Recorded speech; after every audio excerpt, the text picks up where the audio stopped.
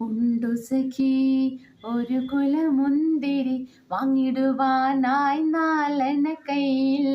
ഉണ്ട് പ്രിയേ കൽബിലൊരാശ മുന്തിരി തിന്നിടുവാൻ. ഉണ്ടു സഖി ഒരു കുലമുന്തിരി വാങ്ങിടുവാനായി നാലെണ്ണ കയ്യിൽ. ഉണ്ട് പ്രിയേ കൽബിലൊരാശ മുന്തിരി തിന്നിടുവാൻ. അങ്ങാരെ എന്നറിയില്ലേ, നിങ്ങളെ നാട്ടിലെ രാജാവല്ലേ.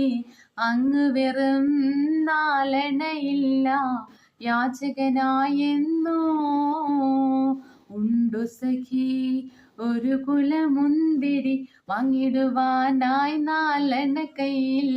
ഉണ്ട് പ്രിയേ കൽബിലൊരാശ മുന്തിരി തിന്നിടുവാൻ.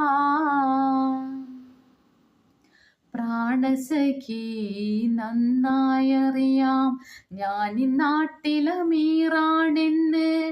എന്നാലും എൻ്റേതായൊരു ദിർഹവുമില്ല പ്രിയേ. ഉമർ ബിനുൽ അബ്ദുലസീസും സഹധർമ്മിണിയാ ഫാത്തിമ തമ്മിൽ ഉണ്ടായ സംഭാഷണമാം ഒന്നിതു കേട്ടിടുവീൻ. അമവിയ രാജകുമാരൻ സുഖലോലുപനാം ഇബ്നുൽ അസീസും അധികാരം കൈവന്നപ്പോൾ ഫക്കീറായി മാറി. ഒരു കിഴവി അവരുടെ വീട് പുനർനിർമ്മാണം ചെയ്യാനായി ഒരു ദിവസം ഉമറിൻ വീട്ടിൽ ചെന്നവർ ചൊല്ലുകയായി. ഉണ്ടു സഖി ഒരു കുലമുന്തിരി വാങ്ങിടുവാനായി നാലെണ്ണ കയ്യിൽ.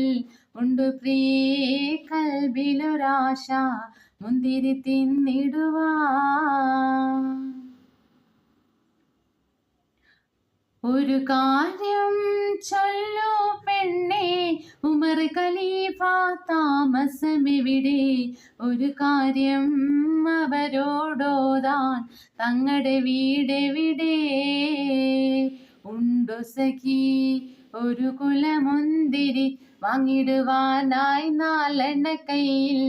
ഉണ്ട് പ്രിയേ കൽബിലൊരാശ മുന്തിരി തിന്നിടുവാൻ. ഇതു കേട്ട് പുഞ്ചിരിയോടെ ഫാത്തിമ ചൊല്ലി, നിങ്ങളിരിക്കൂ, ഇതു തന്നെ